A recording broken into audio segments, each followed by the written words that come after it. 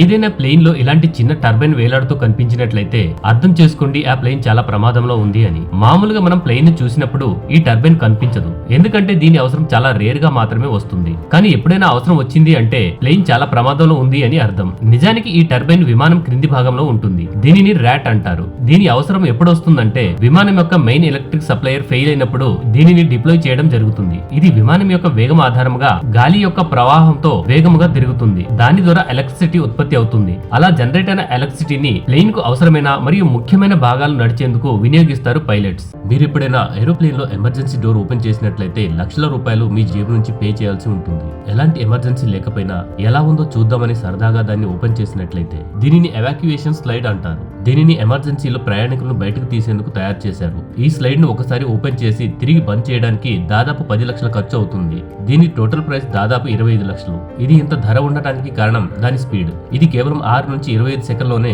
Open అయిపోతుంది. 90 సెకండ్ల వరకు దగ్గరలో ఉన్న మంటలు కూడా తట్టుకోగలదు. రెండు వైపులా ఉండే స్లైడ్స్ ద్వారా కేవలం 1 నిమిషంలో 70 మంది ప్రయాణికులను కాపాడవచ్చు. విమానంలో ప్రయాణించేప్పుడు ఫోన్ ఎయిర్ ప్లేన్ మోడ్ లో ఎందుకు ఉంచుతారు? విమానం టేక్ ఆఫ్ అవడానికి ముందు ఎయిర్ హోస్టెస్ అనౌన్స్ చేస్తుంది, అందరూ ప్రయాణికులు మీ మొబైల్ లో ఎయిర్ ప్లేన్ మోడ్ లోకి మార్చుకోండి అని. అయితే ఇలా చేయడానికి అసలు కారణం ఏమిటంటే విమానం గాలిలో ఎగురుతున్నప్పుడు విమానాన్ని కరెక్ట్ గా నావిగేట్ చేయడం కోసం భూమిపై ఉండే ఎయిర్ ట్రాఫిక్ కంట్రోలర్ తో కంటిన్యూగా కమ్యూనికేషన్ లో ఉండవలసి ఉంటుంది. ఇలాంటి సమయంలో ఫోన్ ఎయిర్ ప్లేన్ మోడ్ లో లేనట్లయితే దానితో వెలువడే రేడియో వేవ్స్ కారణంగా పైలట్ కి ఎయిర్ ట్రాఫిక్ కంట్రోలర్ కి మధ్య కమ్యూనికేషన్ కట్ అయ్యే అవకాశం ఉంటుంది. సో వీరి కమ్యూనికేషన్ లో ఎలాంటి అంతరాయం కలగకుండా ఉండేందుకు ఫోన్ ను ఎయిర్ ప్లేన్ మోడ్ లో ఉంచుతారు.